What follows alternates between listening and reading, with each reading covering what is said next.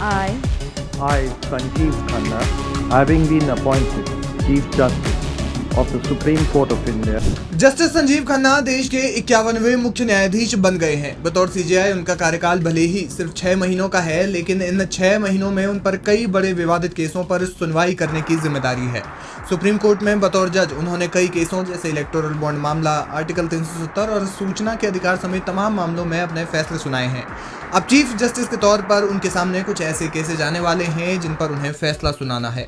ऐसे में इस वीडियो में हम जानेंगे कि नए मुख्य न्यायाधीश संजीव खन्ना किन मामलों की सुनवाई करेंगे और किन मामलों में फैसले दे सकते हैं। बिहार जातिगत जनगणना मामला। सीजेआई खन्ना इस दौरान बिहार जातिगत जनगणना मामले में सुनवाई करेंगे। अदालत ये तय करेगी कि बिहार सरकार जाति आधारित सर्वे राज्य में करवा सकती है या नहीं।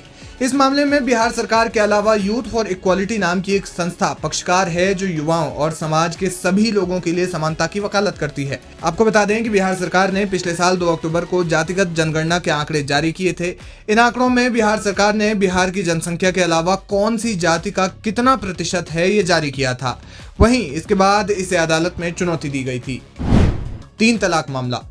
साल 2019 में मोदी सरकार ने 3 तलाक पर एक ऐतिहासिक कदम उठाते हुए इस पर कानून बना दिया था, लेकिन इस मामले में भी सुप्रीम कोर्ट में सुनवाई हो रही है। 3 तलाक के आपराधिकरण मामले में केरल जमीयतुल उलमा बनाम भारत संघ इस केस में पक्षकार है। अदालत 3 तलाक कानून 2019 की संवैधानिकता को चुनौती देने वाली याचिका पर सुनवाई कर रही है।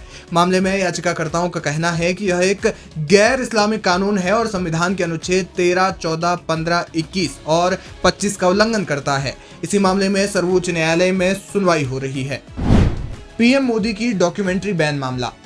17 जनवरी 2023 को ब्रिटिश ब्रॉडकास्ट कॉर्पोरेशन की documentary India the Modi question का पहला एपिसोड अपने यूट्यूब चैनल पर टेलीकास्ट किया। अगले ही दिन केंद्र सरकार ने इसे हटा दिया।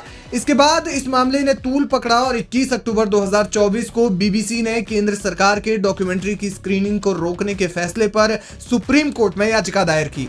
अदालत ने मामले को गंभीरता से लेते हुए कहा कि इस मामले पर विचार करने की आवश्यकता है, इसे 10 मिनट में नहीं निपटाया जा सकता। कोर्ट ने इस पर सुनवाई करने के लिए जनवरी 2025 के दूसरे हफ्ते की तारीख मुकर्रर की है। खास बात यह है कि मामले में पहले सुनवाई भी जस्टिस संजीव खन्ना ने ही की थी और अब सीजेआई खन्ना के पास इसी मामले में फैसले की बड़ी जिम्मेदारी है।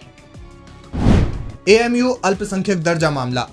हाल ही में सुप्रीम कोर्ट ने एएमयू का अल्पसंख्यक दर्जा बहाल कर दिया था, लेकिन एक्स सीजेआई डीवाई चंद्रचूड़ ने मामले की सुनवाई 3 जजों की बेंच को सौंप दिया था। इस तरह से एएमयू का अल्पसंख्यक दर्जा बहाल रहेगा या नहीं, इस मामले में सर्वोच्च न्यायालय आगे सुनवाई करेगा। इस केस में फैसले की जिम्मेदारी अब चीफ जस्टिस संजीव खन्ना पर है। पदोन्नति में आरक्षण का मामला। एक बेहद दिलचस्प मामले की अपने कार्यकाल के दौरान सीजेआई खन्ना सुनवाई करेंगे। मामला ये है कि अनुसूचित जातियों और जनजातियों को प्रमोशन में आरक्षण मिलना चाहिए या नहीं। इस मामले में जर्नैल सिंह बनाम लक्ष्मी नारायण गुप्ता पक्षकार हैं। भारत में हमेशा से ही एक लंबी बहस रही है।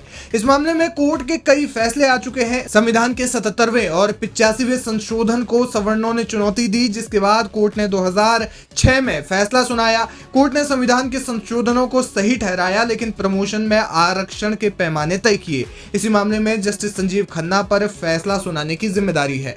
इसके अलावा उनके समक्ष मौलिक कर्तव्यों को लागू करने का फैसला, न्यायाधिकरण और वित्त अधिनियम मामला, राज्य सरकारों को वार्षिक कारोबार के आधार पर टैक्स लगाने का अधिकार मामला और नवम रेबिया मामले जैसे तमाम केसेस की सुनवाई और इसमें फैसले की जिम्मेदारी सीजेआई संजीव खन्ना पर है। यानी वर्कलोड कुछ ज्यादा ही रहेगा, वो भी हाई प्रोफाइल केसेस का।